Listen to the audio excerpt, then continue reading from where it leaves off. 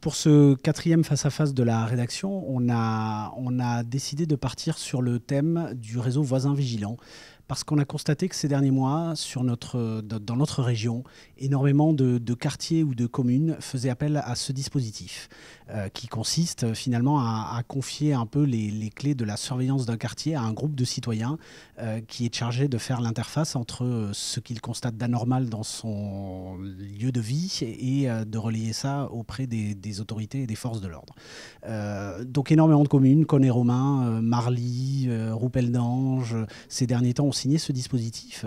Et donc on a voulu en savoir un peu plus et mettre face à face deux personnes qui n'ont pas le même avis sur ce dispositif voisin vigilant. Donc on avait Hervé d'Angeville qui lui est un citoyen d'un quartier de Thionville, Élange, et qui est le référent de ce dispositif voisin vigilant et nous a expliqué les bien fondés de sa démarche.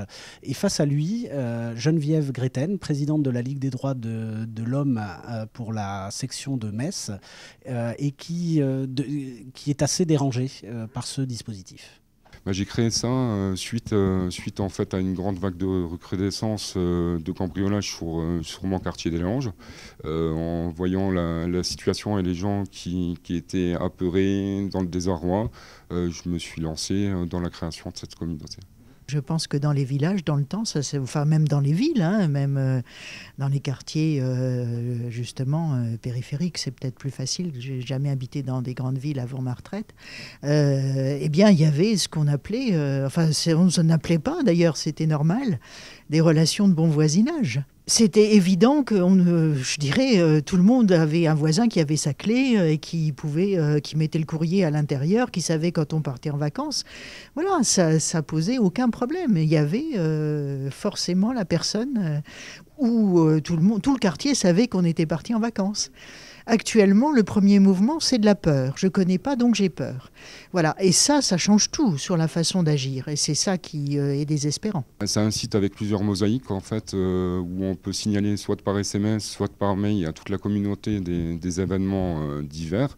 Des événements, bien sûr, de délinquance concernant les cambriolages. Et ça permet aussi d'échanger avec certains voisins sur les départs en vacances afin qu'on puisse surveiller, faire des petites rondes autour de leur maison.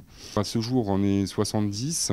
C'est un mouvement qui ne cesse de grandir sur Élange, étant donné que j'ai environ 2-3 inscriptions par jour. Je reproche que justement, au niveau du ministère de l'Intérieur, etc., du préfet, je dirais, on nous dit qu'il est normal d'avoir peur.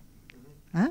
On ne dit pas, mais écoutez, voilà, nous avons mis toutes les forces de police et de gendarmerie nécessaires. Il n'y a pas, vous ne risquez rien à l'endroit où vous êtes. La sécurité n'a jamais été aussi importante.